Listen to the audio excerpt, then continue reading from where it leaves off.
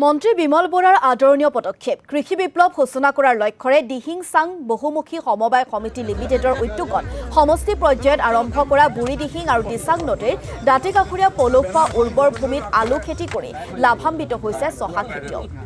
চলিত বৰ্ষত 2040 বিঘা মাটিত 4 লাখ কিলোগ্ৰাম আলু উৎপাদন কৰিবলৈ সক্ষম হৈছে খেতিয়কসকলে। উৎপাদিত আলু পেপচিকো ইণ্ডিয়া হোল্ডিং প্ৰাইভেট লিমিটেডক বিক্ৰীৰ বাবে সাজু কৰা হৈছে। চহা কৃষকে উৎপাদন কৰা আলু বিক্ৰীৰ বাবে ট্ৰেক্টৰৰ জৰিয়তে লৈ অনা হৈছে টিংখাঙৰ ৰাজপথলৈ। কেন্দ্ৰীয় মন্ত্ৰী সৰ্বানন্দ সোণোৱালে ফ্লেগ অফ কৰি বিক্ৰীৰ বাবে অনা আলুৰ বাণিজ্যিক যাত্ৰাৰ শুভাৰম্ভ কৰে।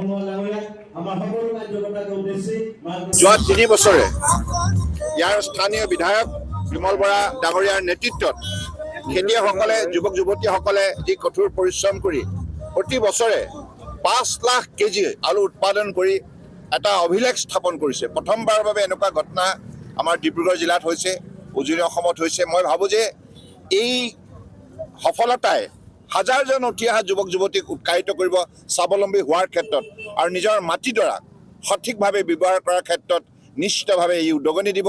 মই ইয়াৰ বাবে বিমল বৰা ডাঙৰীয়াক বিশেষভাৱে আন্তৰিক কৃতজ্ঞতা আৰু ধন্যবাদ জনাইছোঁ, কাৰণ এইটো সাধাৰণ কাম নহয়।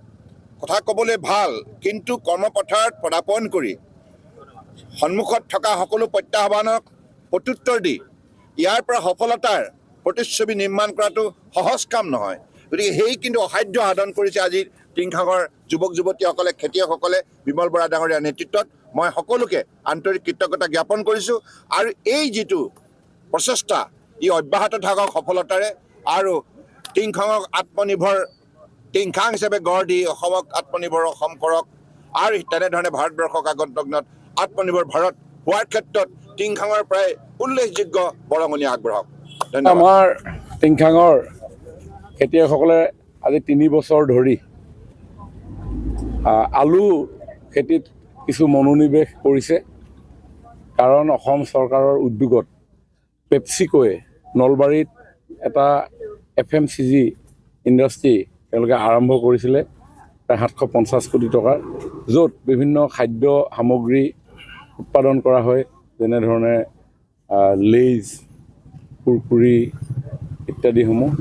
আৰু তাত যি কেঁচামালৰ প্ৰয়োজন হয়, সেই কেঁচামাল উৎপাদন কৰাৰ ক্ষেত্ৰত আমাৰ খেতিয়কসকলক আমি যোৱা 3 বছৰৰ পৰা জড়িত কৰাইছোঁ। দিহিং চাং বহুমুখী প্ৰকল্প বুলি এক সমবায় সমিতি আছে, তেখেতসকলে এই গোটেই বিষয়টো উদ্যোগ লৈছে। আজি শুভাৰম্ভণি অনুষ্ঠান।